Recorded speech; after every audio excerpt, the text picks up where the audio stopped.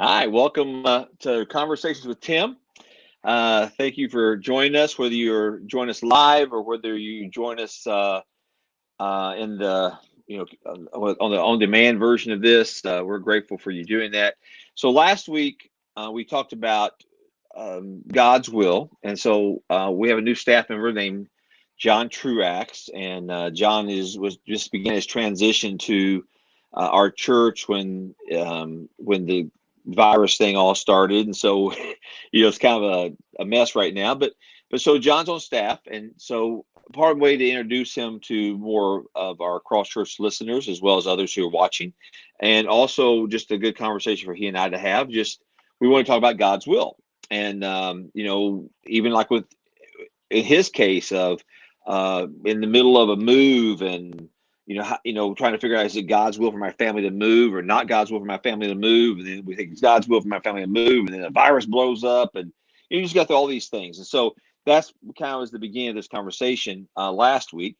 And so I sent out some text messages and just kind of asked people kind of for some starter questions, and then obviously if you're watching, you can obviously ask questions in the comment section, and we'll try to get to those maybe if we can. And so, but instead of just trusting that you would ask me some questions, I thought I'd get some starter questions. Well, my phone just blew up, and I got I think it's like 4 pages where it was of starter questions. And so we went through all of last week, and then we decided to come back again this week and try to answer some more questions. We probably still won't get done all the questions, so may come back again in a few weeks and do it again. But we'll see how far we get tonight. So I want to bring John on with me now, and we'll just start jumping into questions, and we'll go from there. So, John, just kind of catch people up a little bit who maybe didn't hear last week, because I think it's important that we kind of jump into the story, not, just instead of answering questions robotically. Maybe we ought to start with just kind of catching up on who you are. You live in Right. Collinsville currently. Tell us about your Yep. family very, very briefly. And then for those who were there last week, kind of catches up on what you've done with your house since we heard from you last. Yeah. So my wife and I still live here in Collinsville with our 4 children, um, Hayden, Hannah, Henry, and Holden, all H's, just so we could confuse everybody when they ask. And we've been working on a house that we bought there in Carlinville, trying to get it ready, everything done so that we could move in. If I had my way, I would move in tomorrow, but most people probably wouldn't like that. There aren't countertops or running water or a lot of other things that still have to happen. But just this week, started installing the shower because the shower walls finally got here. Kitchen sink, lighting in the kitchen is all, I think, almost completely done. Every time I open a cabinet, I see some other electrical outlet that's supposed to be there that I didn't plan on, and I'm putting stuff in there. And we started mudding walls and doing all that stuff. Bunch of little projects on their way, but would love to get in there as soon as we can. One of the things I was waiting on was kind of all the components for the shower. The knob you turn to turn on the shower and the shower head and all that stuff, because that has to be in before I can put in that last wall of the shower. Well, it got here today, and it arrived all scratched up and damaged, and on a new build, I'm just not going to put that in.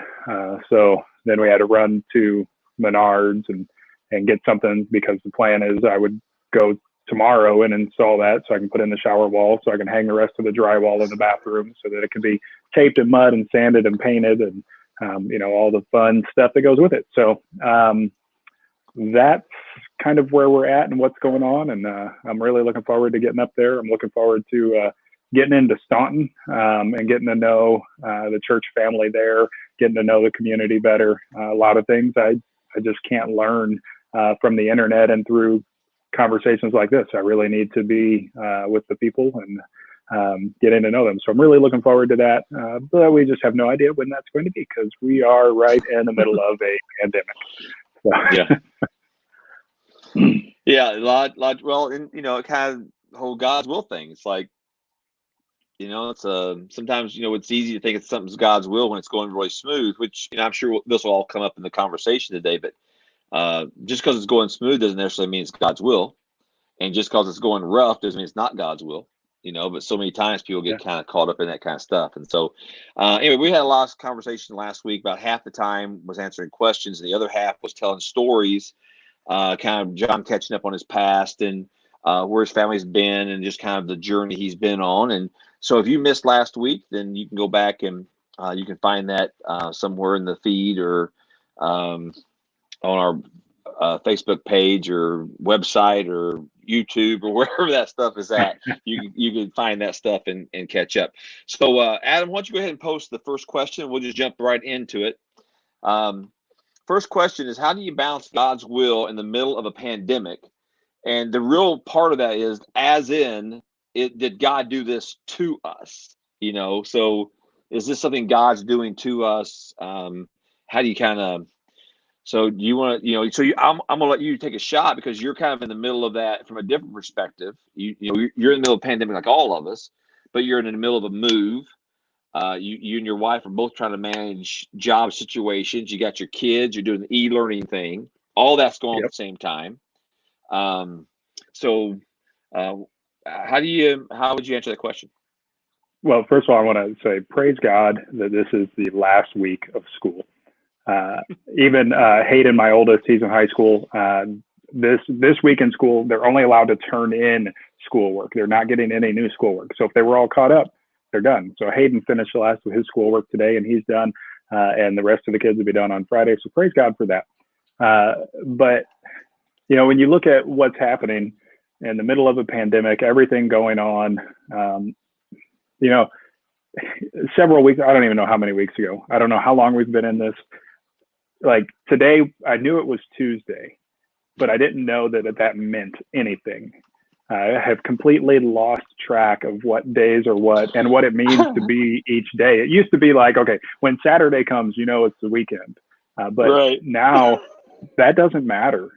So however many weeks ago, right when this first started, and I don't remember if you were preaching or what it was, but essentially you blamed all of this on me.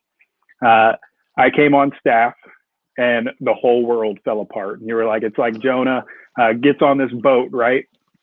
Jonah gets on the boat and everything just goes horribly wrong. And the storms come and people are afraid they're going to die. And you were like, so, that's what happened when John came. The storm came, everything's falling apart. And it's kind of a good comparison, but at the same time, it's not. But that's kind of what happened, right? If you look at it, completely from the outside, if you look at it, you say, well, that as soon as I came on, this pandemic hits, and then you're like, whoa, wait a minute. Imagine what the guys on the boat were thinking. Jonah gets on the boat, everything falls apart. They're like, wait, we got to blame this Jonah guy. So they throw Jonah overboard, and I'm just waiting to be thrown overboard. No, not really. But I think, is God doing this to us? Did God do this to us? That's a tough question to answer. And if you look at scripture, if you look at the life of Job, and everything that happens in Job's life, everything that he goes through, the testing, you're left with this question: did God do that to Job, or did God allow Satan to do that to Job? Where is the cause in it, right? And the story, this narrative of Job, you see the devil come in and saying, of course, Job is going to love you. You've given him everything that he could ever want. And God knows, well, that's not why Job loves me. That's not why Job serves me. And Satan, basically, yeah, right. He loves you because you take care of him. And so God says, we'll strip all of that away, and you will see Job's faithfulness, even when all that's stripped away. And it's all stripped away. It's all taken from him. He loses all of it. But at the end of it, he is still praising God. And so did God do that to him, or did God allow that to happen? I don't know. But I know it was not outside of God's will that that would happen to Job. I know that God knew exactly what he was doing when all of that happened. And the reason I know that is because of how God has demonstrated himself to be, who God has revealed himself to be. And so in those times where we have to step back and say, I don't know, we fall back on what we know to be true of God and who he is. So that's me not answering the question. Right. Okay, Jonah. Anyway, the, it's a pandemic where it's a tragedy. A lot of times we have things like that. We ask the question, did God do this to me? Or why is God doing this to me? And sometimes the answer is a real reason, like, well, this is a consequence of sin. Can God create things, natural disasters, viruses, whatever, allow those things to happen as a consequence of sin? Of course he can. Did God cause this virus to happen and do this to people? I don't see it that way. Just like, there's things that are just biological. There's things that, how the body works, how, it's like, why does John have hair and I don't have hair? Did God do that to me? Or is that just who my parents married and who the DNA that came down through the genetics of my family tree? So, did God do it? Is it God's will? So people talk about, well, there's God's divine will, his perfect will, and then there's God's like permissive will. To get on these kind of conversations. I just find peace, I'll say, and let's talk about God's sovereignty for a second. How I recognize God's sovereignty is, some people I think misunderstand it, or they miscommunicate sometimes when they act like, and it's how you say the sentence, that God is in control, God is sovereign. That's exactly correct. But then all of a sudden you hear that, and it's like, so the parent who just lost the child, how they hear that is, you mean, so God killed my kid? That was God's will? That was God's plan? And there are accidents that happen. There are, God can invoke his sovereignty in such a way, and I've given examples before. I come on the stage and I can pick up a chair or pick up a podium, and I can throw it out in the audience, and we could all agree that would not be God's will. That'd be a bad idea, and it's not the appropriate place for violence and whatever. And if God wanted to, he could stop it in midair to protect everyone out there. But most of the time, God allows those things to happen. Drive down the highway way too fast, and there's a curve. God could stop your car in midair so you don't hit that tree, but chances are he won't do that, and you'll hit that tree. And you can love Jesus all you want to, but if you drive too fast and you miss the curve, you're going to hit the tree. And I hit 3 deer in a year and a half in my truck. Was that God's will? And of course it was God's will because he let you happen. Well, but there's a difference in saying it's God's wills and he allowed it to happen, and saying it's God's wills and he caused it to happen, if that makes any sense to me. And so I don't believe God caused a pandemic. There's some biblical examples for things like that he did, and he can do those things. But I think that mankind causes a lot of, it's not like I've been talking about church a lot lately, is we make choices to do things our way. And sometimes we do things that that create viruses that get out or whatever, and we have pandemics. And so God did not create that. I believe that was but did God allow it to happen? Well, of course, yeah, God allowed it to happen. So if you look at it from God's will that way, God can invoke his sovereignty in such a way that he violates that and stops something in the air, dead stop, but most of the time he allows, like the law of gravity. That's a natural law. You know, if you jump off the building, I don't care how much you love Jesus, there's a high possibility you're going to hit the ground hard. you know, so Right, but you hear stories all the time of, someone sees a car accident happen, and they run over and respond to it, and they see that somebody's trapped under the car, and they lift the car. Well, there's no way, there's no human possibility that that individual lifts the car. And you can say, oh, it's adrenaline. It's not adrenaline. Okay, that car accident happened, but God intervened and allowed some individual to lift the car to save the life of this person. God allows that to happen, but God still works in those circumstances and details. And sometimes we're uncomfortable in it. Sometimes we don't like the outcome of it. And we want to argue with God about what it is he's doing. But ultimately, he is the one who is not only in control, but in charge. He is the one who is setting the will and setting the agenda.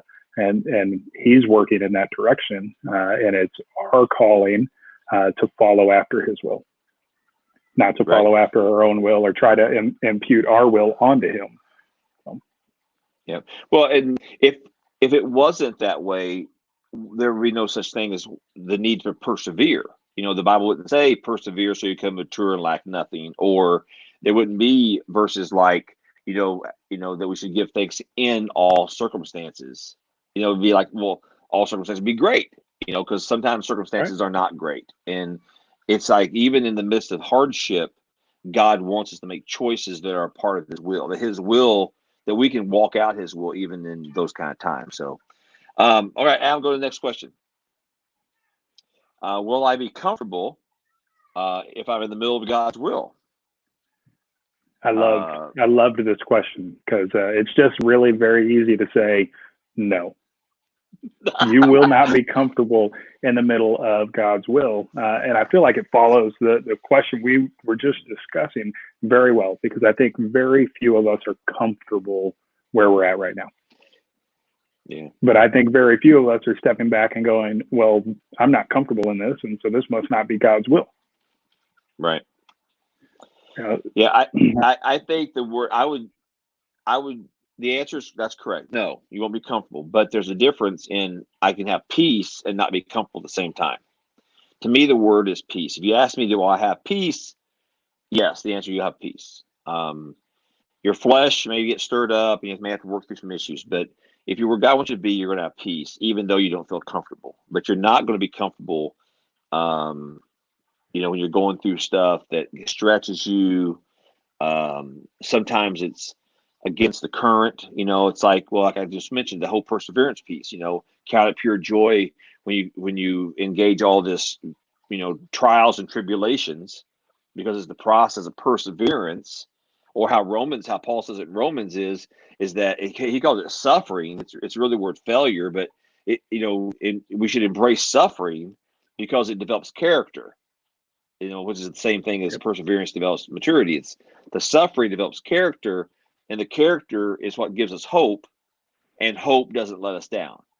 And so those are all tied together. And so I can have peace in the middle of walking through a period of time of perseverance, suffering, struggle, working against the current, what you're going to call that. It kind of, you're recognizing I know I'm where I'm supposed to be because I have peace, but I'm not comfortable. Tim Rodas, is not comfortable. That's just that's my life I live. We see in 1 Thessalonians 4:3 that the will of God is our sanctification, that we would be sanctified. And that process of sanctification is not a comfortable process. The skit guys, who, they're this comedy duo, right? They have a drama, whatever you want to call it, a short. It's called God's Chisel. And it's this process of sanctification, of God kind of coming in and chiseling off the rough edges in our life, and how uncomfortable. If you look at that picture, that idea that a chisel to a piece of wood to carve it into what you want it to be, that piece of wood is not going to be comfortable through that process. That's personifying the wood, but if you think about that in your own life, the sandpaper sanding off the rough edges, sandpaper to your skin is not a comfortable thing. But that is what sanctification is. This is God conforming us to His image. This is God, putting to death in us the old things and putting on in us the things of Christ. That's not a comfortable process, but it's a process that we are all a part of in our walk with Christ. It is sanctification. That's the lifelong process of, I have been saved, I am being saved, and I will be saved. That I am being saved is sanctification. Right. So no matter what we're going through, excuse me, no matter what we're going through in our comfort or our discomfort, God is at work in those things. And I say, very easily, will I be comfortable in the will of God or in the middle of God's will? I very easily say no, because God very, very rarely asks us to do the easy things. Right. Usually God is growing us and stretching us and kind of making us into the person that He wants us to be. And if you think back to your childhood, growing pains hurt. And the only explanation your parents had was, well, you're growing. Well, you didn't like that answer when you were 8 years old and your legs just ached, but you were growing. It was just part of the growing process. So, and let me just kind of turn that like a quarter turn a little bit, because how we're talking about at this point is that when you're in God's will and you're doing things that He's going to stretch you and you'll get comfortable. But another side of that is also that when you're where you're supposed to be and you're in God's will, it doesn't mean there won't be turmoil, tragedy, hardship. You can lose a job. You could have medical issues. You could have relation issues. You could have financial issues. You could get your shower stuff from wherever you got it from, Menards, where it was, and it comes in, it ships into you, and it's all scratched up. I mean, just because you're where God wants you to be doesn't mean that you're not going to go through some, feel like the rug got pulled out from underneath you sometimes. That doesn't mean it's not God's will. That just means you got to persevere. We got to get up and keep walking. All right, yeah. Adam, give us the next question. How do you make a big decision? What does that process look like for you? Well, you just made a big decision about relocating your family. Why don't you kind of walk them through it? Yeah. This is not a decision that I've made easily, actually. Big decisions, I think, are tough to make, especially when you know that it's going to affect a lot of people, not just in your family, but people outside of your family. And it's a decision that our family has made multiple times in the past, that we would, when we got out of the military, when we left Okinawa to come back to Collinsville. So the way that kind of unfolded in our lives and continues to unfold is when we feel like God is moving, whatever that may be. When it was getting out of the military, when we felt like God was calling us to get out of the military, it was really something that I felt God working in my heart that I kept to myself for a while. And then it got to the point where, God is continuing to do this. So I go to Gretchen and I say, hey, I feel like, Gretchen's my wife, for those of you who don't know. I went to her and I said, I feel like this is what God is doing in my life. And she had already been feeling the same way. And she was kind of working through those feelings on her own. And it was a big decision for us. I had a good military career. It wasn't like the military was horrible to us and I just couldn't wait to get out. I loved being in the Air Force. I loved what I was doing. I loved the people that I worked with. So it was a big decision. So, God confirmed His calling to me by giving it to somebody else who could then affirm what I was hearing God say. And because it was a huge decision, we asked other people whom we trusted to come alongside of us and to pray with us before we made that decision. And this is, again, we had a large timetable to work with. It wasn't like I had to make the decision tomorrow. And God works in advance enough that we were able to do that. And so we asked other people to be praying with us, kind of told them what we felt God was moving, kind of what we were thinking. And they came along and they prayed with us. But I'll never forget a conversation I had with a good friend of ours. Her name is Meg. She asked us, when we asked her to be praying for us in this decision, she said, "Do you have a history of getting ahead of the will of God?" And what she meant by that was, are you typically running out in front? I think this is where God's going. Let me go there and then wait for God to catch up. Or are you letting God lead you where you're going? And that just stuck with me, that what we need to do is let God lead us, not run out in front and then wait for him to catch up. Because if he's leading us, we're going where he's leading. So, we had other people confirm and affirm what it was God was speaking to us. And then as we made those decisions, some of the things that he did through the process allowed us more and more peace each and every day. When you go to your commander and tell them that you're getting out of the military, and they ask you not to, they said, you need to stay. And I had worked on his staff before, a great guy, but he's, well, we'd really like you to stay in the military. And God is affirming in you, like, he's asking me to stay, but I'm so at peace with this decision. And then to go to my chief, who actually, he lives in the area here now that he's retired and out of the military, but to be able to witness to him, because he looks at all your performance reports and says, you've had a great military career. Why would you get out? Well, that's a great question. Let me tell you why I'm getting out of the military. Well, that's because God has been working in my life. God has brought us to this point. We're following his leading. And so we had that opportunity to witness in that. So that's kind of how we made those big decisions. That was with the example of getting out of the military, but kind of the same process, and leaving Collinsville and coming up to Cross. That was a faster timetable. Coming on staff there happened much quicker than I had expected. I think happened faster than any of us expected. But the decision to move and to leave Collinsville wasn't one that had happened quite as quickly. That was something that we felt God kind of stirring in us for a while, and we kept holding on to everything we could hold on to, because this isn't what we wanted. This isn't, we didn't want to go through the process that we went through, but we did. So. Yeah, I think that, the simple answer is always, for me, the simple answer is always peace. You always get peace, but there's always got to be a confirmation process along that way. And the bigger the thing, or the more, I'll say, outrageous the thing. I remember one time I had a dream, and this had been probably in the early 90s. No, probably mid 90s. I had a dream, and the dream was that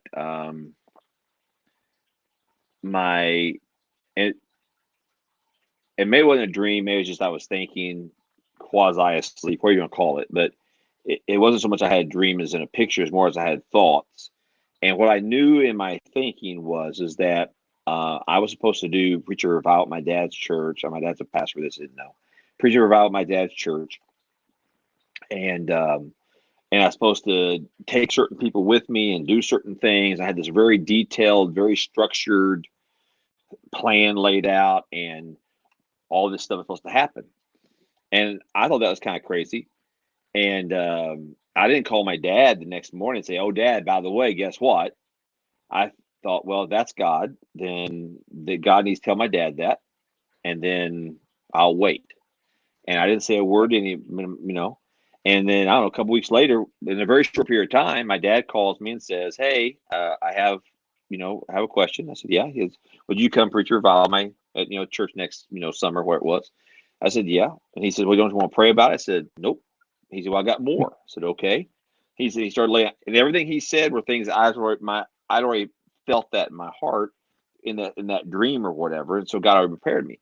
But I'm not going, just because I have this thought doesn't mean I'm going to turn around, and it could be God, but it could also be bad pepperoni pizza. You got to sometimes check that stuff out, make sure it's Yeah. right. And so I think you just have to walk through a process of confirmation, trust God, and I don't think it's like one confirmation necessarily. It's just an ongoing process of, as you take steps, God continues to confirm. As you just keep taking steps forward, God continues to reveal His will and His plan, and it's so I think that's pretty. So let me kind of take that same question, kind of turn a little bit of a twist that, and let's kind of clarify it. Because I think sometimes people ask the question, well, can I make decisions outside God's will? If God's sovereign, everything's God's will, but yet we know everything's not God's will because it's called sin. It's disobedience. So we can violate God's will, but yet we talk about how everything is God's will. It's God's sovereign, and so to me, it's like I think people struggle sometimes with, I've made enough choices now outside of God's will, because I did my own thing, and how do I even know if I'm outside God's will or not? I'm not doing evil things. I'm not doing bad things. I'm just not maybe where I should be. So, how would you, do you think somebody can make a decision outside God's will?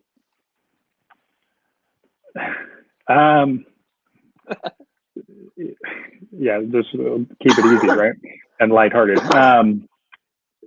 So I agree with everything you just said.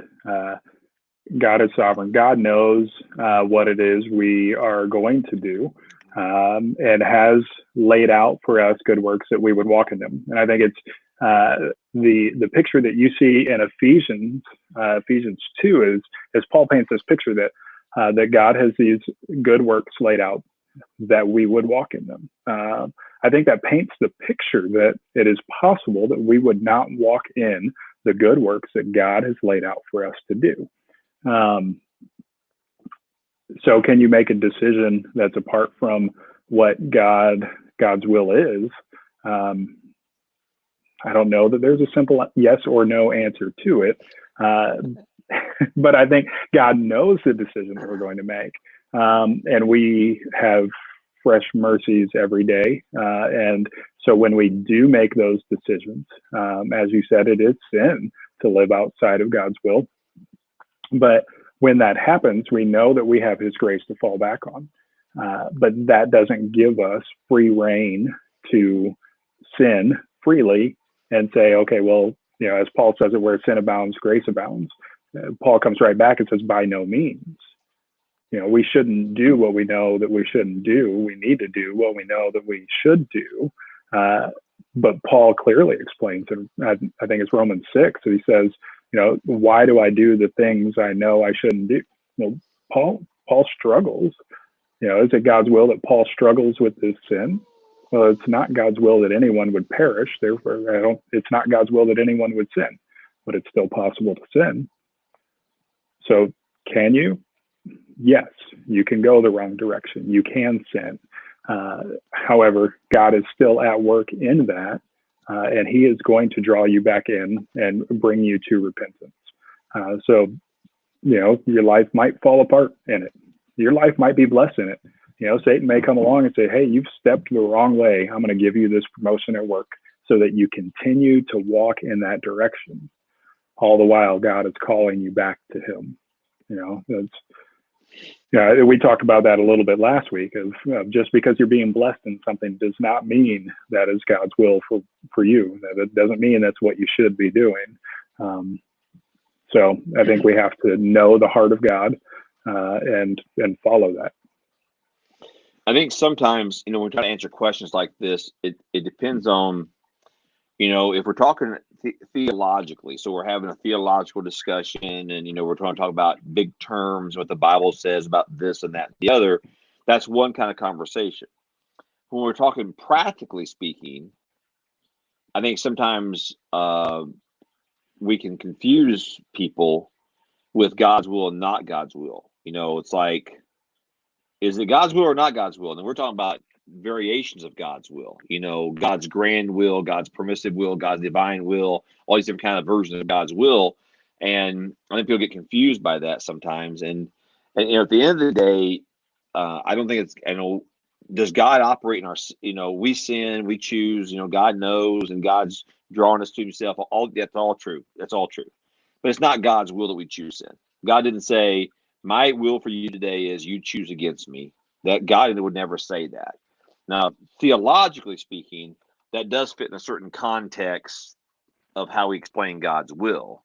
But that's not how I think the average person on the street would understand God's will, if that makes any sense for people, and so I think sometimes people struggle, they hear preachers talk, preacher talk, so to speak, I mean, I deal with it, in funerals and stuff sometimes, in times of tragedy, when it's like you're dealing with a hurting family. And I wouldn't even say that. I'll go and say sometimes it's 20 years later, I'm talking to somebody who they're still working through or hanging on or have given up even working through an issue of being hurt, angry, mad, whatever the word is, at God, because, well, it must be God's will that this happened to me, that my child died, or that this event took place in my life. And, they don't understand, and it's just because of how we explain God's will versus sin happens, tragedy happens, tornado comes through your town and it hits this house, but doesn't hit that house. Is that because God chose that family, not this family? So it's not quite that simple. But that's how sometimes I call it Hallmark card theology. We can make a little Hallmark card, our theology and a little Hallmark card, and it sounds pretty, but it's not really practical in the everyday painfulness of life. Sometimes we need to kind of unpack it a little differently for people. Yeah, and it's funny how sometimes the theological discussions are easier to have than the practical discussions, but other times the practical discussions are easier to have than the theological discussions. And I think when it comes to the will of God, it really can fall down on either side of it. Yep. Yeah. Yep, I agree with that too. All right, next question. If something keeps popping up in my life, are those signs from God, or am I just making it up based on what I want?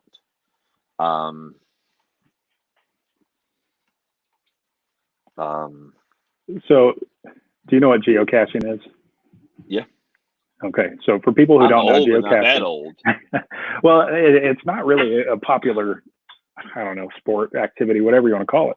So geocaching is using multi-million-dollar satellites to find Tupperware in the woods. So you use some sort of GPS to put in a latitude, longitude coordinates, go to that place and find whatever the treasure is or might be. So when we were in Okinawa, Japan, geocaching was huge. There was a huge community of geocachers there. And one of the things about geocaching is being the first to find a geocache. So a new one would come out, and I was signed up for all of the email alerts, right? Because I love geocaching. So you get an alert in the middle of the night, new geocache, be the first one to find. Well, this one particular one was a puzzle. So it comes out, and you have to solve this puzzle to get the latitude and longitude coordinates. Well, 6, 7, 8 days later, no one had solved it. The puzzle was so complicated that people just couldn't solve this puzzle. And a good friend of mine, Todd, he and I were working on the puzzle trying to get this figured out. And we thought we had the right answer. Reading through all the context clues that are in the puzzle, we thought we had it all. We get in our car and we drive, 2 hours south to the southern tip of the island. And as we're walking through this area, we're looking out and we're seeing everything around us. And everything we see it lines up perfectly with the clues that are given in the puzzle. Everything we see, oh, this makes perfect sense. This is exactly what it should be. And we get to where we think this geocache would be, and we search and search and search for hours and can't find it. And so we come back and message the guy who posted it and say, hey, this is where we went, this is where we looked.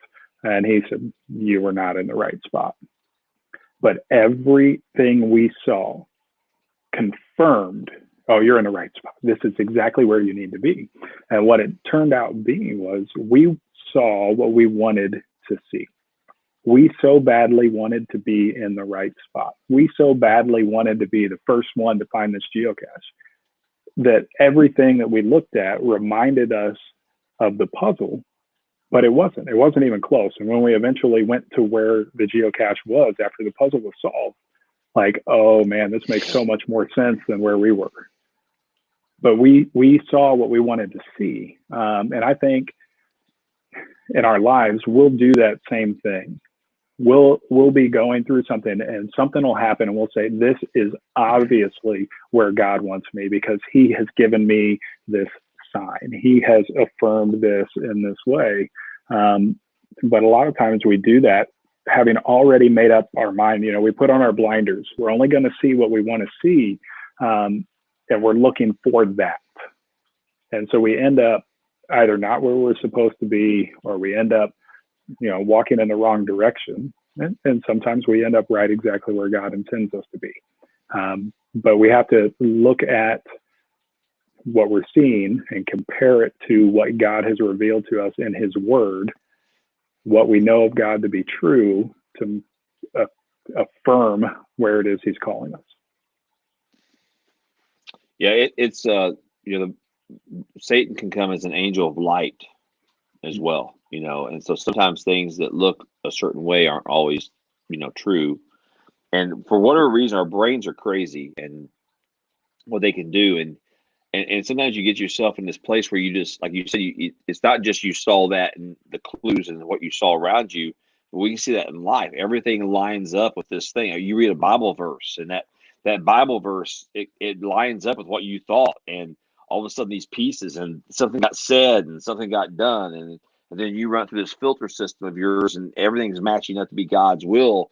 And whether it's your flesh or your brain playing tricks on you, or bad pepperoni pizza, or whether it's a demonic, you know, trick, I don't know always. But the fact is, it doesn't take much to, you know, to get our brains confused with those kind of topics. I think that we have to be careful with looking for signs. If it makes, I'm not a big sign guy. I think God gives us signs. You know, I don't debate that, but I don't operate on signs very well, because I need God to confirm a sign differently than, oh, I knew you know, I've had friends be like, you know, they would see something, like one pastor friend of mine, if he was trying to make a decision, if he saw deer, now he lived where he lived, he had to drive past a lake, and he saw there was lots of deer out there. And so if on the way into work, he's trying to work through some kind of process or decision, and he saw deer, that was God's way of confirming to him he was on the right path or made the right decision or whatever. And I'm like, now if I'm in the middle of the desert and a deer walked up to me, I'd be like, oh, okay, that must be God's will. You know, I mean, that'd be different. But not when I'm like driving through a deer reserve. You know, like there are hundreds of deer around me right now, and I'm driving through a deer reserve type of thing. That's just, I don't think that's a good idea. So we have to be really careful sometimes when you see what we want to see. So, yeah, right, and I think we have to be careful not to be Gideon, because you see Gideon ask God for a sign, and God gives him a sign. You know, put out the mat, and in the morning everything will be dry except for the mat. And then God does that to affirm his calling in Gideon's life. And Gideon says, man, that's awesome. Only I'm still not sure. So why don't tomorrow let's do the opposite? I'm going to put out the mat and have everything dry except for the mat. And God, again, delivers on what Gideon is asking. But you turn into this, you know, this thing that I just need more. Give me more, show me more. You forget the wonders of God, and you're asking for signs. Well, God has already given you all that you need. right. God has already pointed you and directed you everywhere that you need to go. So, you know, a lot of that, does God give signs? Yes, but it's probably not, you know, what was it, Bruce Almighty, Jim Carrey, and he's like, God, just give me a sign, and the truck full of signs pulls up in front of him and it says like stop, wrong way, all this other stuff, and he just keeps going and doesn't see it and smashes his car into a pole. I don't think that's how God gives signs. I think God gives signs by affirming what he's doing in our life, by placing somebody in your life that's going to reiterate what God has already been speaking to your heart. Through the people and his word specifically is how God is going to speak to you. And I think that's where we have to fall back on when you're in those seasons where you think you're doing God's will, but you don't have a lot of peace in what you're doing. Okay, so come back to praying about it, seeking what God's word says about that, asking if this is something that is helping you love God more. Is this something that's helping you love your neighbor more? Is this good? And those questions will help us determine, even when we're not quite at peace yet, whether or not we're following in God's will. So since you brought up Gideon, let's talk about Gideon for just a second. I agree. I don't think we all turn into Gideon and, all of a sudden you're always double checking God. Okay, God, that's your will. Turn the light off. That's your, okay, God, now turn the light back on. I mean, where's that end at? Because it's like a game. But I think when your heart's right, I think God knows our heart, and when, there are times we just really need to, was that a fluke? Was that not a fluke? I really need to see, I really need confirmation. I think at the end of the day, that's just the process of God and us having a relationship where we seek him and walk with him and trust him to provide, kind of light, for the path. And there are times to have a check. Okay, God, is this, my right spot? We're doing the right thing. Is this the right place to be? I need some confirmation, and I give examples of things I've done or places I've been or decisions I'm trying to make. And it's not even so much I would say that I did a fleece like what Gideon did, but my brain, I'm processing it. And then God would bring someone else around me to, out of the clear blue, sometimes even strangers sometimes, and to reaffirm something in me as a way of just saying, okay, that I'm going to accept that as God's way of just reminding me that I'm where I need to be at, do what I need to do, and things right. like that. And I've got a cool story about that. When we were leaving Okinawa, we started the process, and we're early on in the process. We don't know where we're going. We just know that God is kind of moving us to move closer to home. And so we had already had the conversation with the church. We'd already talked to people. We're waiting for God to just lead us where that is. Resumes going out, whatever. But I don't remember this conversation. But apparently, after I had the conversation, I went and told Gretchen about it, and she remembers it. But there was a lady at the church who came up to me and said that she had a dream or something that we were going to be leaving Okinawa and going to a church where the pastor essentially was not the same denomination as what we were. And we would be going there, and I don't remember if it was we're going there and leading them to, kind of over to the denomination, Southern Baptist like we are, or what it was. But I guess I just kind of blew that off as, that's really, really weird and a strange thing to say, right? Like that's an awkward conversation. But when we left Okinawa, the church that God called us to was not a Southern Baptist church. They were a conservative Baptist church, and I didn't know it. Like I went through their website, I listened to their sermons, I read through everything online.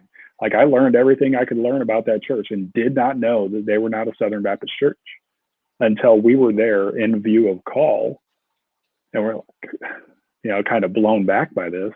And it really surprised me and affirmed in Gretchen that, this is exactly where God was leading us the whole time. We didn't even see it.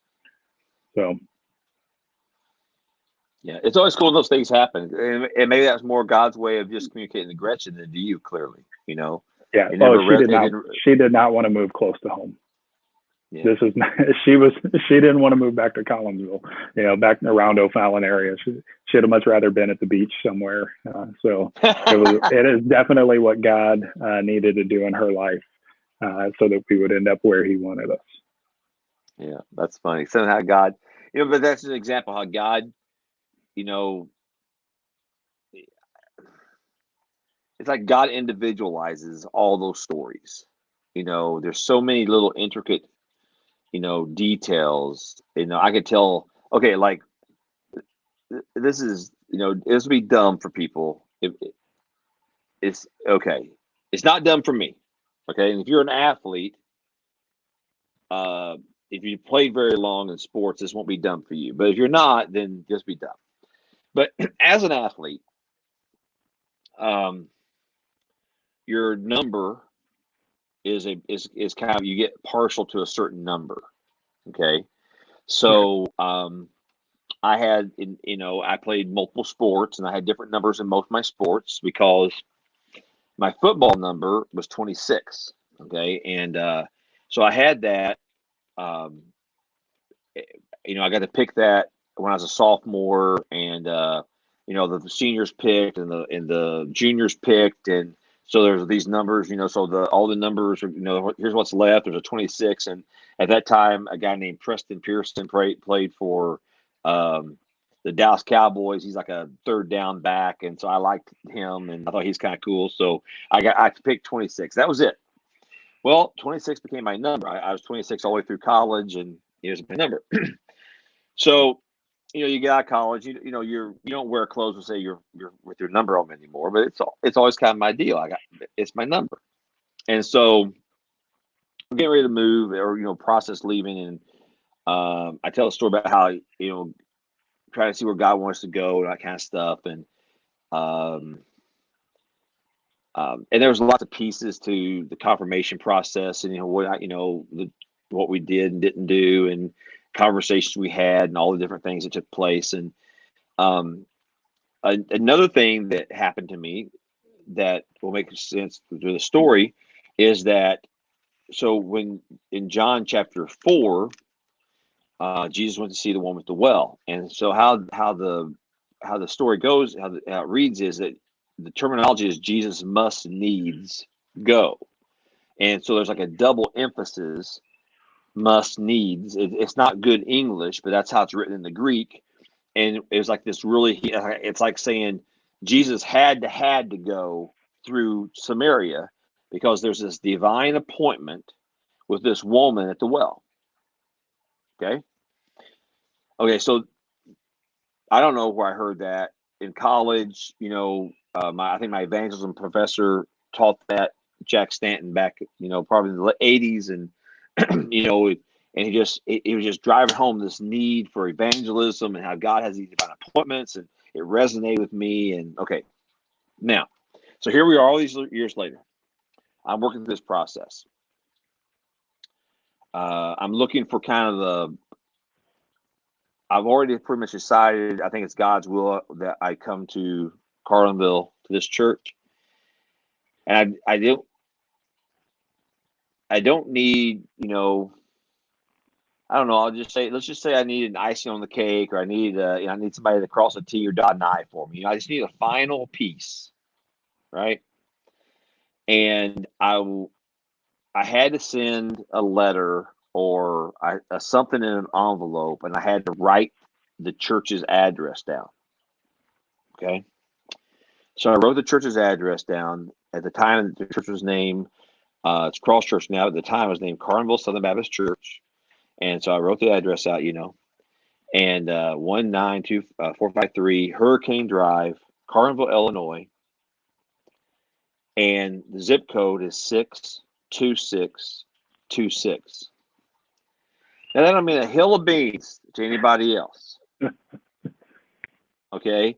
But it's like, to me, I was like, oh my gosh, what in the world? Because to me, that was like, it was my number. It was double emphasis. It matched up what God had said to me when I was driving through town, my little prayer drive about, if you'll come here, you'll spend the rest of your life reaching unchurched, de-churched people. Okay, so if a person don't want to believe that, it's it's a bunch of hooey to them. But to me, it was what I needed to hear. I said, what now? How did God do that? I don't know. I mean, how did God orchestrate all those pieces? I don't know. Did God somehow choose, as a sophomore in high school, I pick out a certain number that I thought was because of a football player, but God knew, because say we could have theological discussions and God will discussions all day long about how that worked out, right?